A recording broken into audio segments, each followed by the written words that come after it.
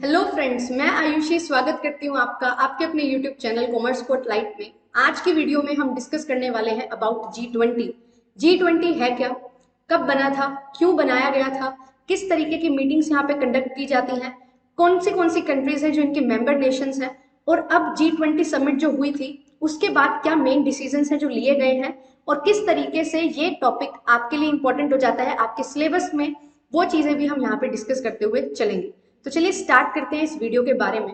G20 को जानने से पहले हमारे लिए ये इंपॉर्टेंट हो जाता है कि हम थोड़ा सा इसकी हिस्ट्री के बारे में पढ़ें।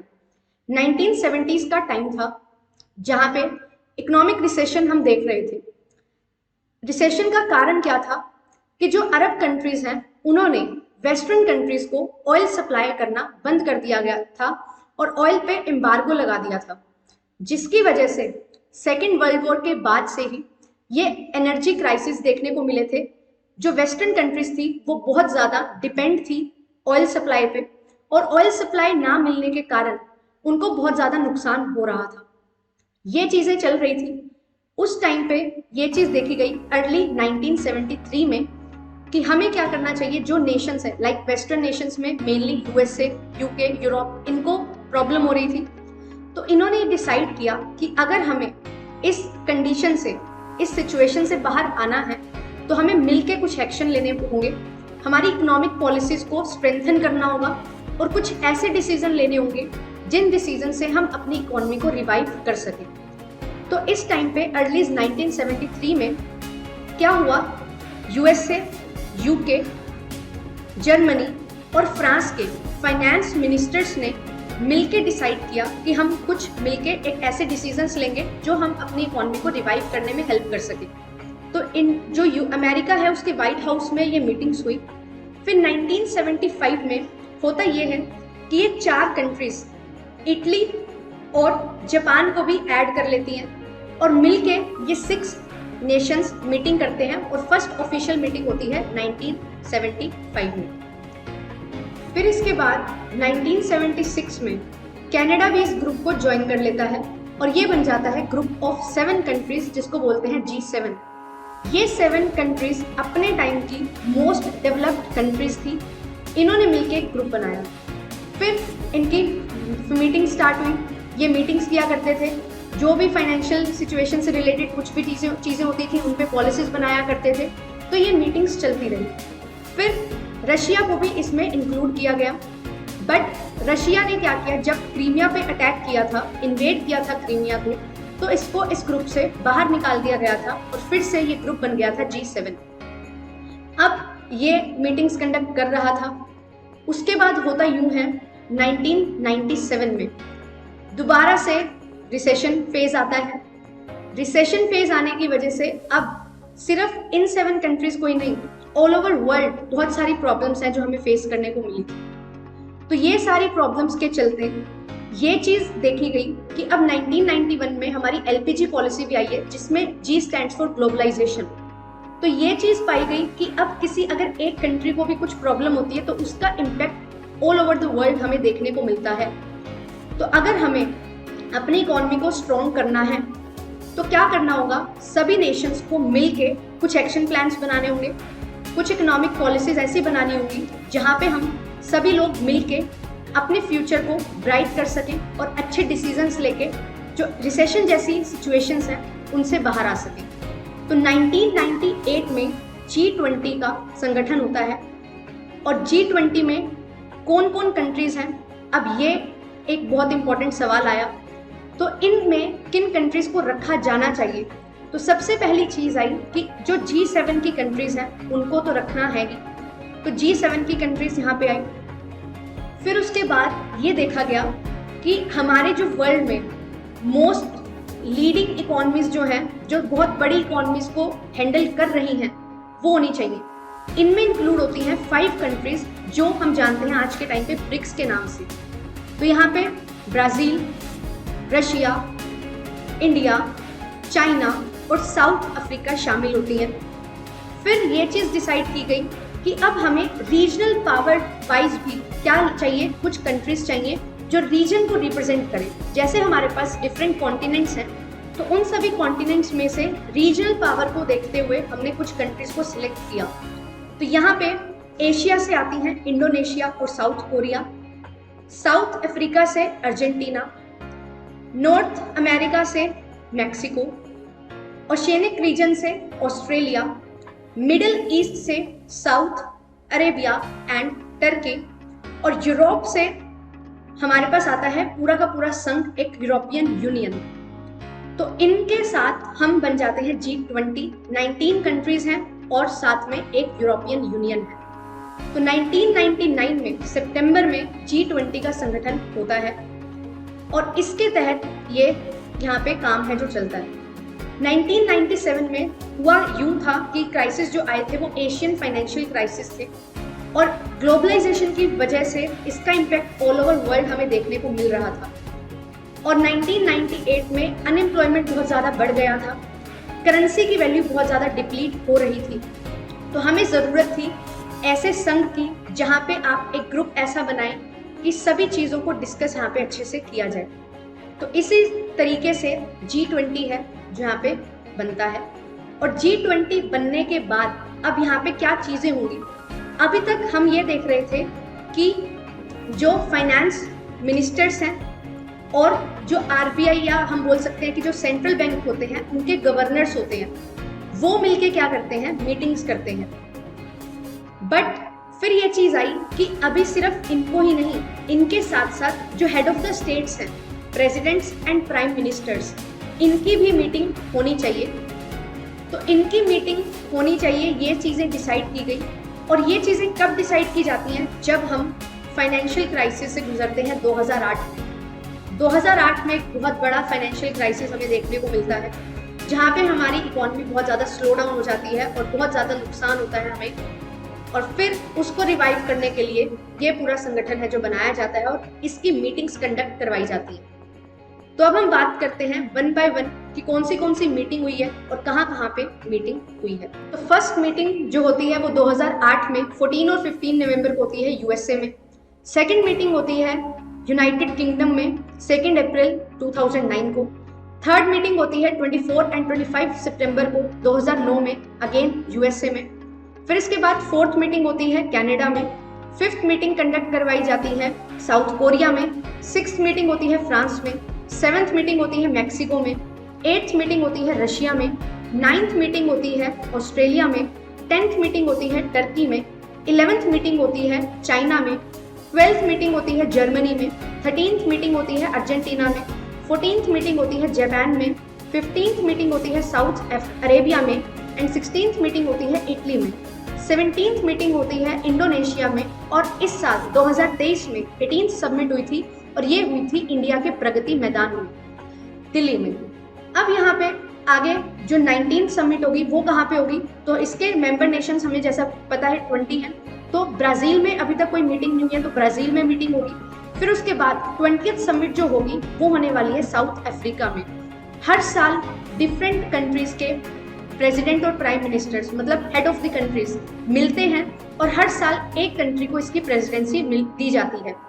इंडिया को जो प्रेसिडेंसी मिली है वो 1 दिसंबर 2022 से लेके 30 नवंबर 2023 तक मिली है। तो इस टाइम पीरियड में जितनी भी मीटिंग्स होंगी वो सभी की सभी मीटिंग्स इंडिया में ही होस्ट होने वाली हैं। तो ये मीटिंग्स इस तरीके से करवाई जाती हैं और ये सिर्फ हमने मेन मीटिंग की बात की है। All over the year different meetings हैं जो कंडक्ट करवाई जाती हैं और हर एक जगह पे इंडिया में ही अलग अलग जगह पे हर एक मीटिंग को अलग अलग तरीके से कंडक्ट हम करवाते हुए चलते हैं। तो जैसा कि हमने देखा कि पहली समिट बिठाई गई थी 2008 में अमेरिका में। तो इसमें क्या चीज़ डिसाइड की गई कि हमें ट्रेड बैरियर्स को कम करना होगा और स्पेंडिंग्स हमारी बढ़ानी होंगी, सो दैट हम अच्छे तरीके से काम करके ट्रेड करके अपनी जो पोजीशन है उसको सही कर सकें। और अगर यहाँ पे देखा जाए G20 की जो मेंबर नेशंस हैं उनमें जो टोटल वर्ल्ड की GDP है उसका 85% पोर्शन कवर होता है, वर्ल्ड ट्रेड का 75% कवर होता है। और अगर बात की जाए पॉपुलेशन बेसिस पे तो 2/3 पॉपुलेशन जो है हमारी वर्ल्ड की वो G20 मेंबर नेशंस की पॉपुलेशन है। तो ये सारी चीज़ें यहाँ पे रहती हैं। इतना बड़ा ग्रुप है, इतनी सारी चीज़ें हैं इसमें, तो इस सिस्टम को अच्छे तरीके से चलाने के लिए ट्रोइका सिस्टम को फॉलो किया जाता है। ये ट्रोइका सिस्टम है क्या? ये 3 कंट्रीज से मिलके बनता है। इस ट्रोइका सिस्टम में क्या होता है, लास्ट ईयर जिस कंट्री के पास प्रेसिडेंसी थी G20 की, उनके जो प्रेसिडेंट होते हैं वो, इस साल जिनके पास प्रेसिडेंसी है वो, जैसा कि इस साल 2023 में इंडिया के पास प्रेसिडेंसी है तो इंडिया के प्रेसिडेंट, फिर उसके बाद जो नेक्स्ट ईयर में होने वाली है हमारी मीटिंग जो कि होगी ब्राजील में, तो उसके जो प्रेसिडेंट हैं वो तीनों मिलते हैं और आपस में डिसीजंस लेते हैं सो दैट ये जो सिस्टम है, जो कंसेंसस है वो अच्छे तरीके से हो सके। तो ये सर्कल को फॉलो किया जाता है, ये ट्रायंगल को फॉलो किया जाता है बेसिकली, और हर साल इसी तरीके से चीज़ें चलती हैं। जैसे कि अगर मैं बात करूं 2024 में क्या होगा, तो इंडिया, ब्राज़ील और साउथ अफ्रीका, इन तीनों कंट्रीज के जो हेड्स होंगे वो आपस में मिलकर डिसीजंस हैं जो लेंगे, और यही सर्कल को फॉलो किया जाता है for smooth running of all the decision taken by the summit. तो ये सारी चीज़ें यहाँ पे रहती हैं। इन 20 कंट्रीज के अलावा कुछ और नेशंस भी हैं जिनको host country as a guest country invite कर सकती है, और इंडिया ने भी इस बार 9 डिफरेंट कंट्रीज को as a guest country invite किया है। और ये 9 कंट्रीज कौन सी हैं? फर्स्ट नंबर पे आती है बांग्लादेश, फिर है इजिप्ट, फिर है मॉरिशियस, फिर है नीदरलैंड्स, फिर है नाइजीरिया, फिर है ओनम एंड सिंगापुर, स्पेन और यूएई। ये डिफरेंट 9 कंट्रीज हैं जिनको इंडिया के द्वारा इनवाइट किया गया है इस मीटिंग में। और इसके साथ साथ हमारे पास कुछ परमानेंट गेस्ट भी हैं जो इस प्रकार हैं: African Union, Association of South Asian nation यानी कि ASEAN, IMF, WTO, WHO, WBO and साथ ही साथ यूनाइटेड नेशंस। तो ये कुछ परमानेंट गेस्ट भी हैं जो इनवाइटेड होते हैं हर साल, और इनको इनविटेशन देने की ज़रूरत नहीं है, ये परमानेंट गेस्ट हैं तो ये इनवाइट हो सकते हैं, अपने आप आ सकते हैं, अटेंड कर सकते हैं इन मीटिंग्स को। तो ये इस तरीके से डिफरेंट कंट्रीज़ हैं जो पार्टिसिपेट करती हैं, कुछ मेंबर कंट्रीज़ हैं तो कुछ गेस्ट कंट्रीज़ हैं। इस तरीके से यहाँ पे एक दूसरे से ये मिलते हैं और इम्पोर्टेंट डिसीजंस यहाँ पे लिए जाते हैं।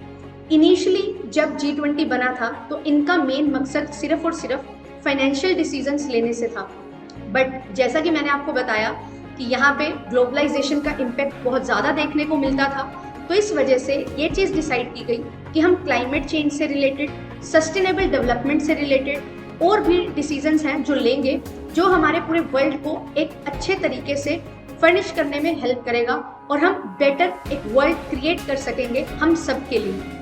अब बात कर लेते हैं G20 लोगो की। तो G20 लोगो जैसे हमारे नेशनल फ्लैग में 3 कलर्स होते हैं, उसी प्रकार यहाँ पे भी 3 कलर्स हैं और अशोक चक्र नीले रंग का होता है। G20 में भी अर्थ प्लैनेट को दिखाया गया है और यहाँ पे किस तरीके से है, लोटस फ्लावर है, जैसा कि हमारा नेशनल फ्लावर होता है लोटस, तो लोटस भी है, अर्थ भी है। और G20 में 3 कलर्स हैं, ठीक है, ग्रीन कलर है, सैफरन कलर है और वाइट कलर भी यहाँ पे हमें देखने को मिल रहा है। और जो थीम यहाँ पे रखी गई है वो है वसुधैव कुटुंबकम। वसुधैव कुटुंबकम का मतलब क्या है? 1 अर्थ, 1 फैमिली, 1 फ्यूचर। हम आपस में मिलके G20 नेशंस जो हैं ये आपस में मिलके एक फ्यूचर, कॉमन फ्यूचर देख रही हैं जहाँ पे हम सभी के सभी डेवलप्ड हों, सभी के सभी अच्छे तरीके से अपना काम है जो कर सकें और हमारी जो कंट्री है एक बेटर प्लेस हम बना सकें उसको जीने के लिए। तो ये सारी चीज़ें यहाँ पे डिसाइड की जाती है और यहाँ पे इस बार ग्रीन डेवलपमेंट, क्लीन डेवलपमेंट के लिए भी बहुत सारा काम है जो किया गया है 2023 में। G20 अध्यक्षता के तहत 1 साल के लिए जो G20 का एजेंडा है उसका संचालन किया जाता है उस कंट्री के द्वारा जिसके पास उसकी प्रेसिडेंसी होती है। तो अब हमारे पास 2023 में इंडिया के पास इसकी प्रेसिडेंसी है, तो इंडिया सारी चीज़ों का संचालन है जो कर रहा है। G20 में अगर मैं बात करूं 2 तरीके की कैटेगरीज बनती हैं। एक होती है विथ ट्रैक जिसको हम फाइनेंशियल ट्रैक बोलते हैं, दूसरा होता है शेरपा ट्रैक।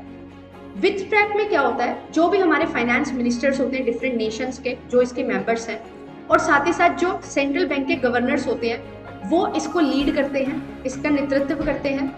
और जहाँ पे शेरपा ट्रैक है उसके लिए क्या होता है, अब जो भी हेड ऑफ स्टेट्स होते हैं उनको एक पर्सन की रिक्वायरमेंट होती है जो उनकी बात, जो हेड ऑफ स्टेट्स हैं उनकी बात मीटिंग में रख सके। तो अभी इंडिया के जो शेरपा थे, अब प्राइम मिनिस्टर को एक शेरपा चाहिए जो उनकी बात ईजिली उस मीटिंग में रख सके। तो अमिताभ कांत जो एक्स CEO हैं नीति आयोग के, उनको 2023 G20 समिट का शेरपा है नियुक्त किया गया है और वो सारी जो बातें हैं प्राइम मिनिस्टर की वो डिलीवर करेंगे उस मीटिंग में। तो इस तरीके से जो नेतृत्व है वो किया जाता है। अगर सारी जो चीज़ें रिलेटेड हैं फाइनेंस से, उनको वित्त मंत्री हैं वो देखते हैं और गवर्नर हैं जो सेंट्रल बैंक के वो देखते हैं, और उससे अलावा कोई भी मामले होते हैं तो वो डिस्कस किए जाते हैं शेरपा के द्वारा। तो इस तरीके से दो कैटेगरीज में G20 की समिट्स जो हैं उनको बाइफरकेट किया जाता है, दो कैटेगरीज बनाई जाती हैं। अब बात कर लेते हैं कि क्या ये सिर्फ 2 दिन मीटिंग होती है तो सारे इश्यूज हम यहाँ पे डिस्कस कर लेते हैं, क्या 2 दिन में ही सारी चीजें हो जाती हैं? तो ऐसा बिल्कुल भी नहीं है। हमारे पास प्रेसिडेंसी आई थी 1 दिसंबर से लेके, और हमारे पास प्रेसिडेंसी है 30 नवंबर तक। तो ये पूरा कंप्लीट ईयर हमारे पास है जहाँ पे अलग अलग टाइम पीरियड में अलग अलग मीटिंग्स होती रहती है। इनको भी डिस्कस करेंगे, बट इन सबसे पहले एक इम्पॉर्टेंट चीज जो डिस्कस करनी है वो ये है कि ये जो G20 का हमारे पास डिफरेंट कंट्रीज का ग्रुप है, इसको 5 ग्रुप्स में बाइफरकेट किया गया है। और ये ग्रुप किस तरीके से बनाए गए हैं चलिए देखते हैं। ग्रुप 1 में जो मेंबर हैं वो हैं ऑस्ट्रेलिया, कनाडा, सऊदी अरेबिया और यूनाइटेड स्टेट्स USA। ग्रुप 2 में जो मेंबर्स हैं वो हैं इंडिया, रशिया, साउथ अफ्रीका और टर्की। ग्रुप 3 में जो मेंबर्स हैं वो हैं अर्जेंटीना, ब्राजील और मेक्सिको। ग्रुप 4 में जो मेंबर्स हैं वो हैं फ्रांस, जर्मनी, इटली और यूनाइटेड किंगडम।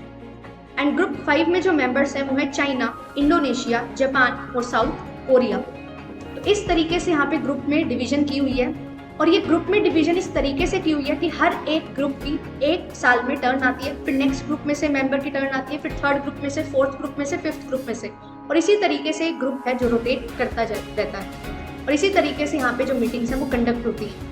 तो अब मैं आपको बता रही थी कि हमारे पास डिफरेंट मीटिंग्स हैं जो कंडक्ट होती हैं, तो वो किस तरीके से मीटिंग्स कंडक्ट करवाई जाती हैं। इंडिया के अलग अलग क्षेत्रों में ये मीटिंग करवाई जाती है और अलग अलग टाइम पीरियड पे ये मीटिंग होती है, और जिस टाइप की मीटिंग होती है उससे एसोसिएटेड जो मिनिस्टर्स होते हैं वो यहाँ पे मिलते हैं हर कंट्री के, और फिर उसके अकॉर्डिंग मीटिंग कंडक्ट की जाती है। तो बात करें अगर जो पहली शेरपा मीटिंग हुई थी वो उदयपुर में हुई थी। फर्स्ट फाइनेंशियल और सेंट्रल बैंक डिप्यूटीज मीटिंग हुई थी वो बेंगलुरु में हुई थी। First development working group meeting Mumbai में हुई थी। फ्रेमवर्क वर्किंग ग्रुप मीटिंग जो होती है वो भी बेंगलुरु में होती है। Health working group meeting Trivendrapuram में हुई थी। First international financial architecture working group meeting Chandigarh में हुई थी। Education working group meeting Chennai में हुई थी। एम्प्लॉयमेंट वर्किंग ग्रुप मीटिंग होती है जोधपुर में। फिर इसके बाद जो और मीटिंग्स हैं वो कंडक्ट होती है sustainable finance working group meeting के नाम से होती है गुवाहाटी में। टूरिज्म वर्किंग ग्रुप मीटिंग होती है रन ऑफ कच्छ में। Environmental and climate working group meeting होती है बेंगलुरु में। एग्रीकल्चर वर्किंग ग्रुप मीटिंग होती है इंदौर में। Digital economy working group DEWG meeting होती है लखनऊ में। First culture working group meeting होती है खुजारू में। G20 फॉरेन मिनिस्टर मीटिंग होती है दिल्ली में। और इसके बाद trade investment working group meeting होती है मुंबई में। Disaster management working group meeting होती है गांधीनगर में। और anti corruption working group meeting होती है गुरुग्राम में। तो इस तरीके से डिफरेंट टाइम पीरियड में डिफरेंट मीटिंग्स कंडक्ट करवाई जाती हैं, और ये अलग अलग जगह पे होती है इंडिया में। अब बात कर लेते हैं जिसकी मीटिंग में क्या बड़ा बदलाव यहाँ पे हमें देखने को मिला है। तो ये G20 जो हम बात कर रहे थे, अब ये G20 ना रह के G21 बन चुका है, क्योंकि जो परमानेंट गेस्ट मेंबर है अफ्रीकन यूनियन, उसको भी मेंबर नेशन बना लिया गया है, जो अपने आप में 55 कंट्रीज से मिलके बनता है। तो अब अफ्रीकन यूनियन भी G21 का पार्ट है, और अब से जो भी आगे डिसीजंस होंगे उनमें अफ्रीकन यूनियन का भी सेम वही रोल रहने वाला है जैसा कि यूरोपियन यूनियन का है और बाकी डिफरेंट 19 कंट्रीज का। तो अब हमारे पास G21 में 19 कंट्रीज हैं, एक यूरोपियन यूनियन है और एक अफ्रीकन यूनियन है। तो ये एक बहुत बड़ी चीज़ है जो आपके लिए इम्पोर्टेंट है, यहाँ से क्वेश्चन आपसे पूछा जा सकता है। और इसके साथ साथ एक और चीज़ होती है, जब इतना बड़ा ग्रुप होता है G20 बड़ी नेशंस हैं, बड़ी कंट्रीज हैं हमारे वर्ल्ड की, और उनके बीच में कुछ ऐसे डिसीजंस बन पाना जो सभी के सभी उसमें राजी हो, तो ये बहुत मुश्किल हो जाता है। बट इस बार इंडिया में बहुत सारे डिसीजंस हैं जो विदाउट एनी डिस्प्यूट लिए गए हैं, और सभी के सभी हेड्स ने अपनी रजामंदी इसमें दिखाई है। तो इंडिया के लिए ये बहुत ही इम्पोर्टेंट मीटिंग रही, समिट रही, और एक सक्सेसफुल समिट रही है। तो ये सारी चीजें रिलेटेड थी G20 से, और अब ये बन गया है G21। तो आपके पेपर में यहाँ से क्वेश्चन बनने के चांसेस हैं, और आई होप कि आपको ये सारी चीजें अच्छी लगी होंगी, इंफॉर्मेटिव लगी होंगी। ऐसे ही सेशन लेने के लिए आप सब्सक्राइब कर सकते हैं चैनल को। मिलते हैं आपसे नेक्स्ट वीडियो में। Thank you so much.